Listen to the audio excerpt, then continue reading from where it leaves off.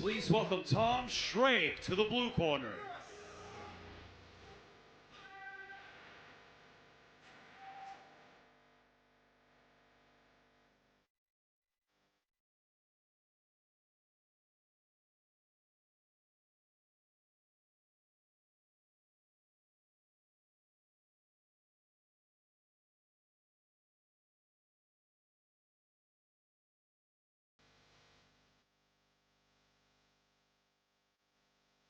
Please welcome Antonio Cicconi to the red corner.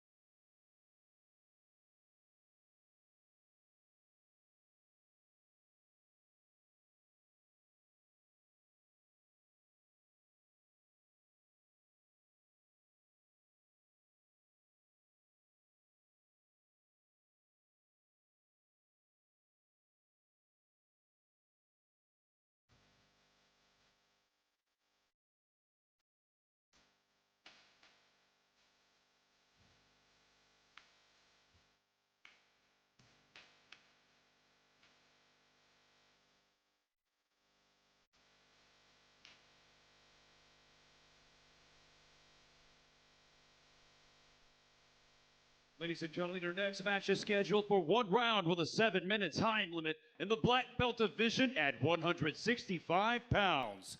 Introducing to you first, fighting out of the blue corner, representing Genesis, this is Tom Schrage. And introducing his opponent across the stage, fighting out of the red corner, representing Academy of Champions, here is Antonio Cicconi. Your referee in charge, Austin O'Randy. Here we go, black belt matchup, Genesis Jiu-Jitsu. Tom Schrage versus Academy of Champions, Antonio Cicconi.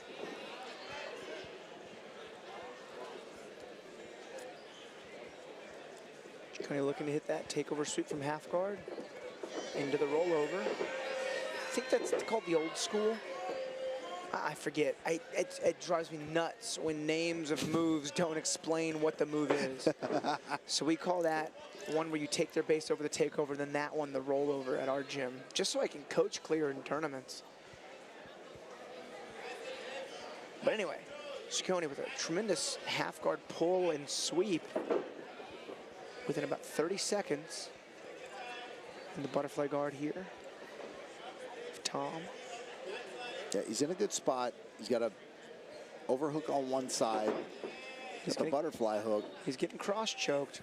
Notice that left arm overhook of Tom is grabbing the lapel. And then his right arm is grabbing all the slack out of there. It's short-lived, but I mean, a collar choke. Attempt, nonetheless. Yeah, and he's got a butterfly hook on this side still. Yeah, and that overhook on the lapel. Those are hard to clear. It's good, though. Cicconi's not succumbed to getting stuck in closed guard. He's got a lot of options here. Advancing into half guard. Just straight up passing the butterfly. Usually you'll see them go from butterfly to half guard to a pass.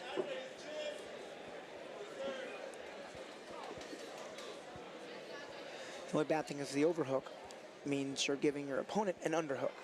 And if he gets to half guard or side control, that underhook's going to keep him pinned on the ground.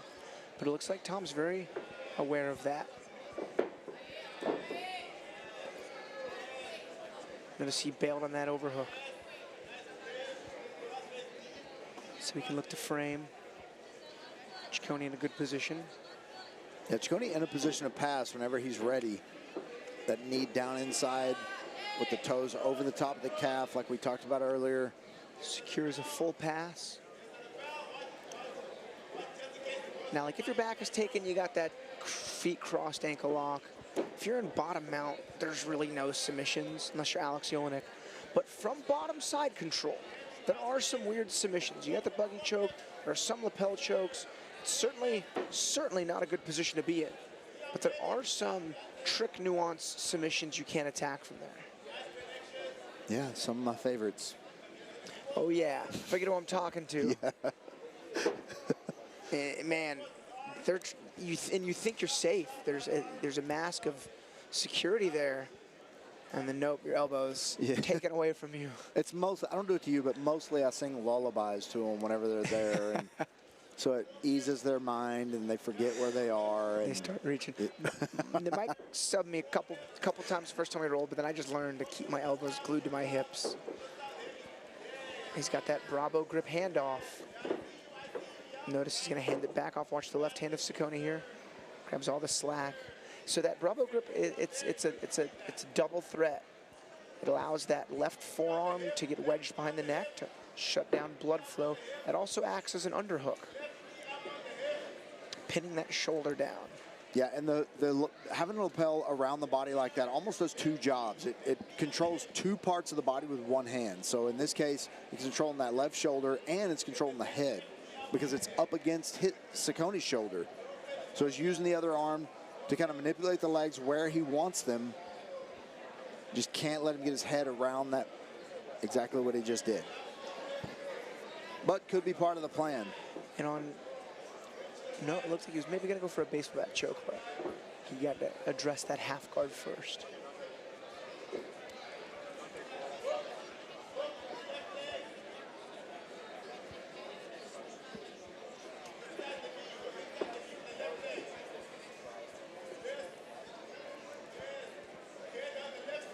Yeah, if you're on the bottom and you're in this half guard position, your toes need to be tucked under between the knee and the hip of your opponent at some point, so that if they do adjust their weight, you're able to elevate their hips and recover guard, or recover to an advantageous position, or you'll get a sweep from there.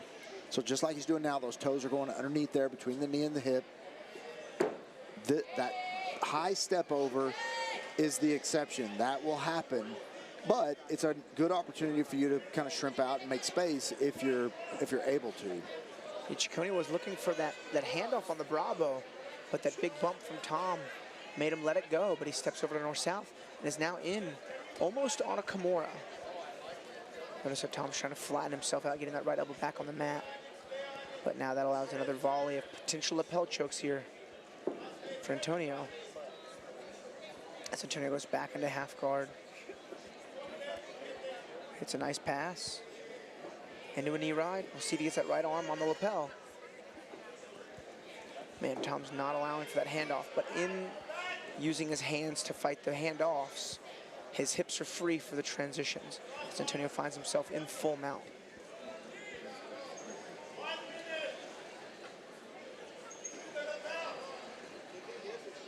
One minute remaining in this match. 1 minute remaining. Nice transition there. Cicconi goes around that shoulder. As it kind of moves around the shoulder, as Schrage tried to go to his side, you'll see that left knee come up toward the center of the back, or this knee cut pass. Either way, looked like he was going for a head and arm choke there, but 30 seconds remaining. decided to change and attack that top arm.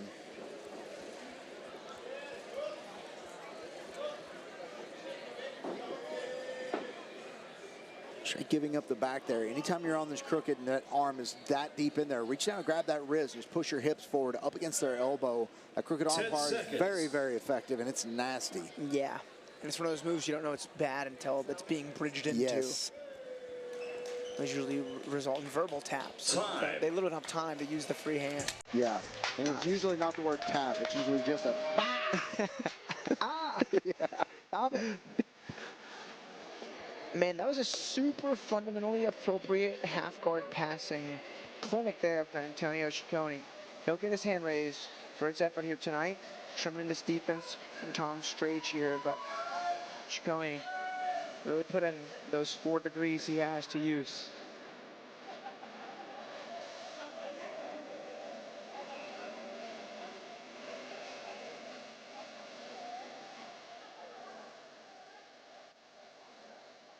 what a match. Let's go in here and make it official with Wayne Leggett.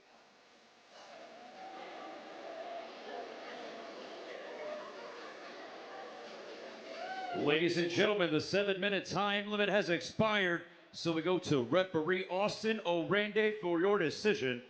Your winner of the match, Antonio Cicconi.